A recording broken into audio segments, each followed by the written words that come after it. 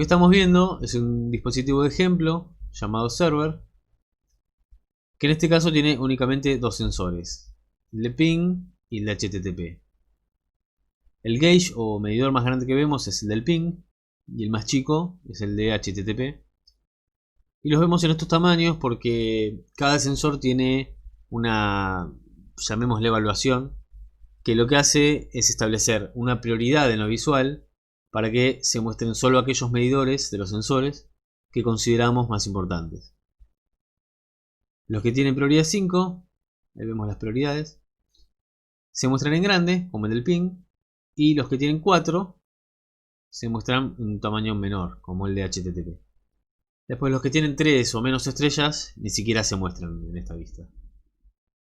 De todas maneras, y más allá de las prioridades, en la tabla de datos inferior siempre se van a mostrar absolutamente todos los sensores que contenga el dispositivo.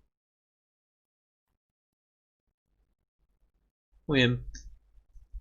Ya nos quedó claro en las diapositivas anteriores que un sensor es un aspecto que queremos monitorizar de un dispositivo. Entonces, un dispositivo es aquel que contiene a esos sensores, al cual también podemos definirle un nombre personalizado. En el ejemplo anterior era server, pero además será necesario configurarle una IP o nombre de DNS. Recomiendo usar IP en la mayoría de los casos, porque si nuestro server de DNS está caído o por algún motivo PRTG no puede acceder, va a empezar a fallar el poleo masivamente y nos va a generar un dolor de cabeza importante. Las ya conocidas etiquetas, las cuales podemos invocar en cualquier necesidad para incluir al dispositivo entero dentro de un reporte o dentro de un mapa, una biblioteca.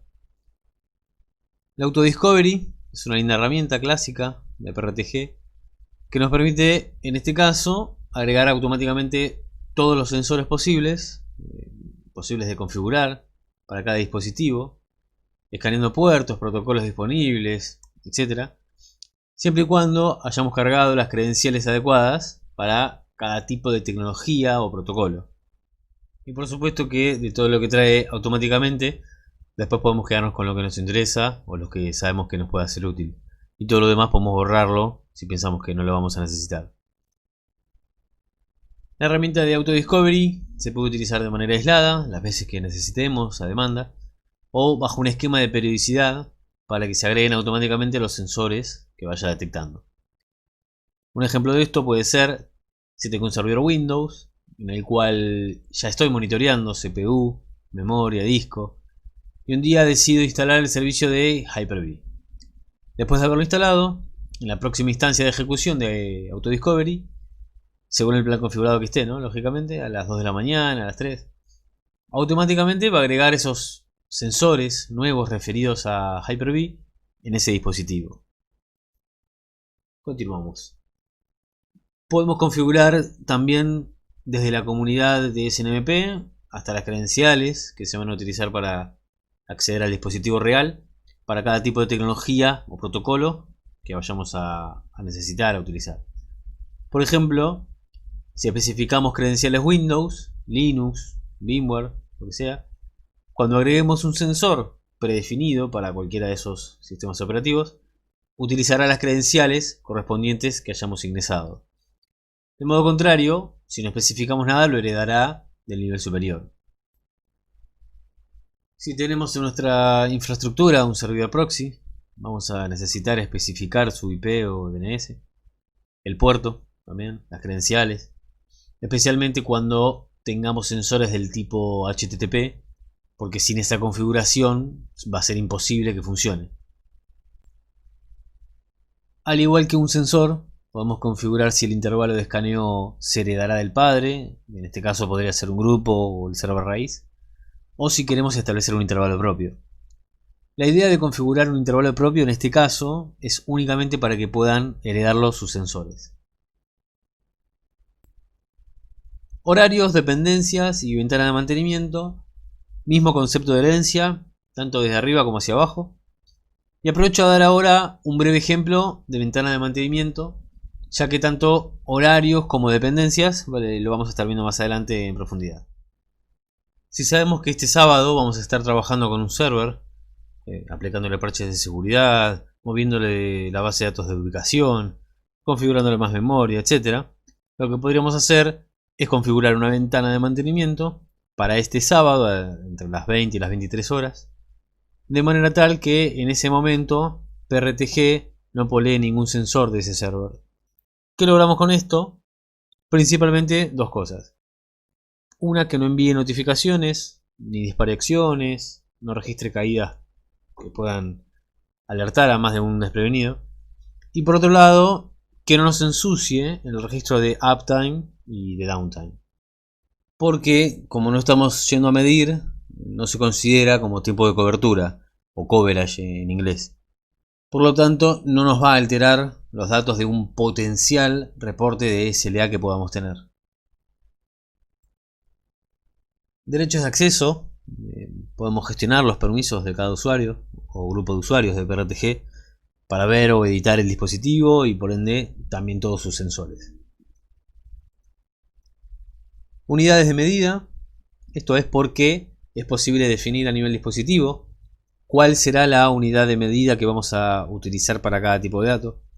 Que por supuesto después se heredarán naturalmente los sensores para mostrar sus valores en esas unidades. No hace falta que definamos esto en cada dispositivo. Lo hacemos directamente en el raíz del árbol y listo. Para que todos los dispositivos y sensores lo hereden de un mismo lugar. Igualmente ya vienen definidos estos valores por defecto y únicamente los vamos a editar en caso de necesidad. El análisis avanzado, que se ejecuta en un horario fijo, que podemos definirlo en la configuración global del sistema. Se trata de un análisis de red que PRTG hace sobre el dispositivo, que normalmente se hace de noche, y se compone de tres tareas. La primera es una evaluación de los resultados de las mediciones de cada hora del día y de la última semana para poder detectar potenciales problemas que pueda llegar a requerir nuestra atención y tal vez nuestra reacción. Por ejemplo, si una interfaz de red normalmente no supera los 150 megabits por segundo de tráfico y en la última hora se registró un tráfico de 500 megabits por segundo, entonces ese sensor se mostrará como inusual. Sirve mucho a modo informativo para exponer la situación, ponerla a nuestra disposición y que actuemos según sea nuestra intuición. La segunda tarea es la de detección de sensores similares. En este caso lo que hace es evaluar los resultados de los sensores para advertirnos si se detectan valores similares en dos o más sensores. Por ejemplo, si tenemos un switch con dos sensores configurados para la misma interfaz, o si en un server medimos la memoria con SNMP y con WMI al mismo tiempo. Es genial que el sistema nos avise, así podemos eliminar estos sensores redundantes. La tercera tarea es la de averiguar información adicional del sistema que nos pueda servir a nosotros, como la versión del sistema operativo en un server, o la MAC address, información del hardware, programas instalados, servicios corriendo, o las diferentes IPs que tiene un router, etc. Y los ya conocidos disparadores o triggers que podemos configurarle al dispositivo para que luego hereden todos sus sensores. Genial. Ya llegamos al último tópico de la fase verde y a modo de repaso podemos decir que ya sabemos que un sensor es un aspecto que monitorizamos de un dispositivo. Sabemos que un dispositivo, además de configuraciones particulares, contiene sensores. Y ahora incorporamos a los grupos. A los grupos los creamos por varios motivos. La razón principal por la cual podemos crearlos es la de organizar los dispositivos según el tipo o según el sitio, según el sistema operativo, etc. Y después también, además de la organización, podemos crearlos pensando en los mapas o en las bibliotecas que vamos a diseñar, o pensando en la seguridad, puede ser, para darle permisos a los usuarios más fácil, En fin. Dentro de un grupo podemos crear dispositivos nuevos o hacer movimientos de un grupo a otro de los dispositivos que ya tenemos. Cuando hagamos esos movimientos, tenemos que tener en cuenta que el dispositivo va a dejar de heredar las configuraciones del grupo anterior y va a empezar a heredarlas del nuevo. Digo de prestar mucha atención a esto básicamente por la importancia que tiene para nosotros que los disparadores estén bien configurados, las alarmas, las notificaciones y demás. Después, un grupo también puede contener otro grupo. Y respecto a la herencia, el grupo hijo heredará del padre, y si no tiene un grupo padre, simplemente heredará de la sonda a la cual pertenezca, que a su vez heredará del raíz si corresponde. Como ven acá, si minimizamos el grupo en esta vista, haciendo clic en el signo menos, se dejan de mostrar los dispositivos, aunque en su lugar nos va a mostrar un resumen de los estados de los sensores, cuántos hay pausados, cuántos están ok, cuántos en advertencia. Y con los errores lo que hace, como ven acá, es mostrarnos cada uno por separado para poder interpretarlos mejor.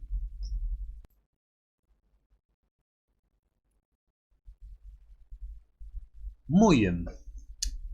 Bueno, esto es lo que podemos configurar en los grupos.